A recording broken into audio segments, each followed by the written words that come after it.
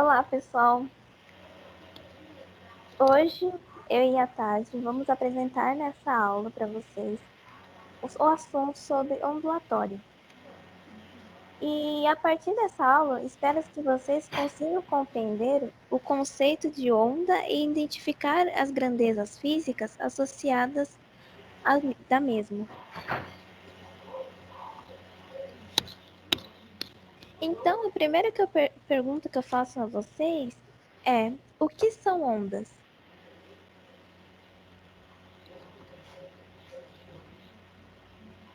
Então, as ondas, elas estão sempre presentes em nossas vidas. Existem ondas que podemos ouvir ou ver, mas também existem aquelas que não podemos nem ouvir e nem ver. Então, assim, podemos definir que as ondas são perturbações que se propagam no meio. E na propagação, apenas a energia é transportada, não havendo transporte de matéria. As ondas, elas podem ser de natureza mecânica ou eletromagnética. Vamos começar a falar sobre a onda eletromagnética, sobre as ondas mecânicas, perdão. As ondas mecânicas, elas são resultado de deformações provocadas em meios materiais. Portanto, não propagam no vácuo. Aqui nós temos um exemplo sobre as ondas mecânicas. Agora, as ondas eletromagnéticas, elas resultam em vibrações de cargas elétricas, transportando energia em pacotes, que são chamados de fótons ou quanta de energia, pode se propagar no vácuo e em outros meios. Nós temos exemplos dessas ondas, que é quando estamos assistindo TV, conseguimos ouvir o som por conta da propagação sonora que está acontecendo. Assim, acontece com as imagens da TV, que no caso terá uma propagação luminosa. E como vocês podem ver, as ondas eletromagnéticas, elas são... Aqui temos que elas são ondas de rádio, de micro-ondas, radiação vermelha, luz visível e assim por diante. Então, sabendo disso, vamos estudar um pouco mais sobre as grandezas que existem nessas ondas. Vamos então começar, pessoal, falando sobre a amplitude. A amplitude, né?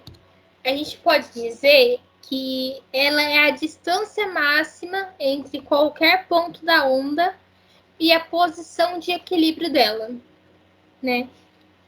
A partir da onda, a gente também consegue ver os pontos de altura máximos, que a gente chama de cristas, e os pontos com altura mínima, que a gente chama de vale, né? A amplitude da onda, ela está intimamente relacionada à energia que a onda se propaga, né?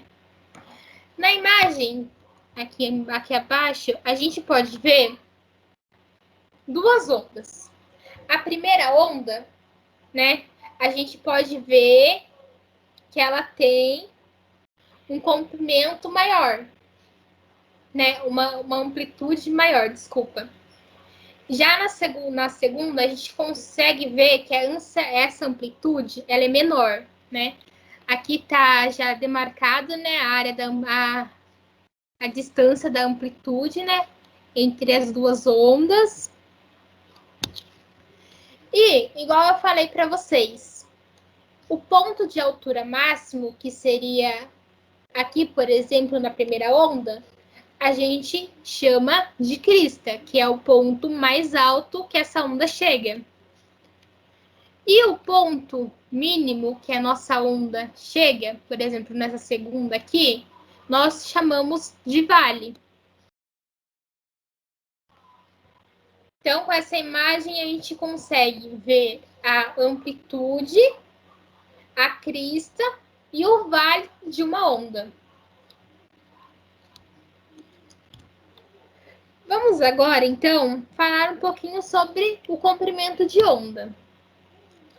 O comprimento de onda, a gente se refere a ele, né, como o símbolo lambda. O comprimento de onda nada mais é que a distância entre dois pontos sucessivos da onda que estejam na mesma altura e realizando movimentos idênticos, né?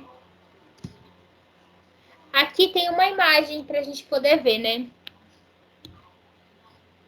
Uma forma mais simples da gente conseguir entender o comprimento de onda é que o comprimento de onda é a distância entre duas cristas ou dois vales consecutivos na direção de propagação.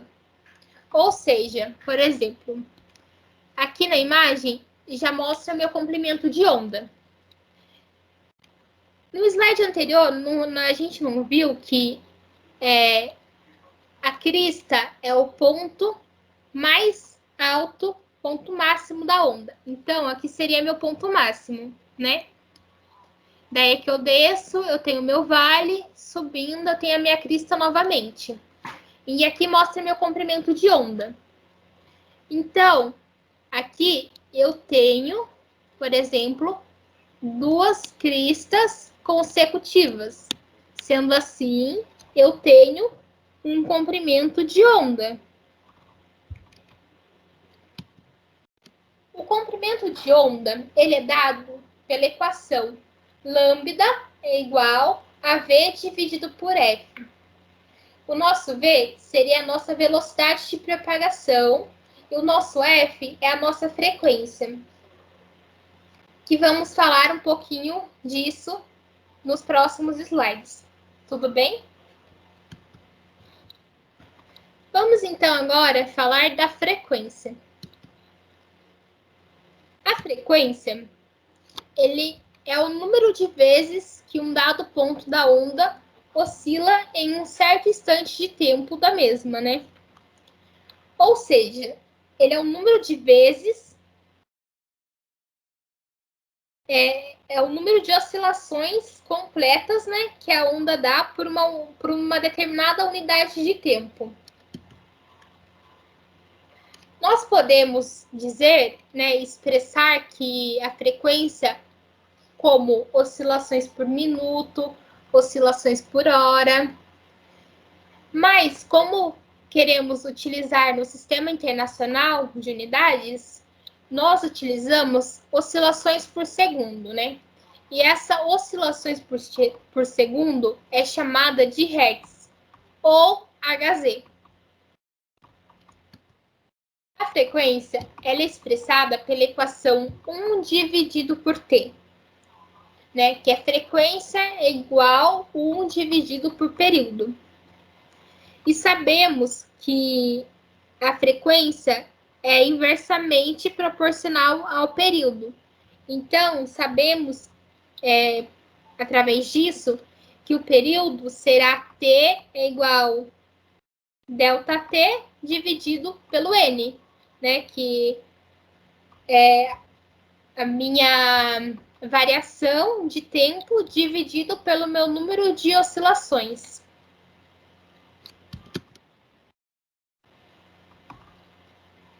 Vamos então falar agora sobre a velocidade de propagação e eu passo a palavra para a Milena. Bom, vamos lá. A velocidade de propagação, ela é definida como uma distância percorrida pela onda sonora por uma unidade de tempo e é uma característica do meio, sendo uma constante independente da frequência. Sendo assim, nós vamos ter que a velocidade de propagação é igual a lambda, que é o comprimento de onda, vezes a sua frequência. E para deixar algumas coisas um pouco mais claras para vocês, nós trouxemos um simulador de oscilações de ondas. E vocês vão assistir agora e depois observar o que está acontecendo.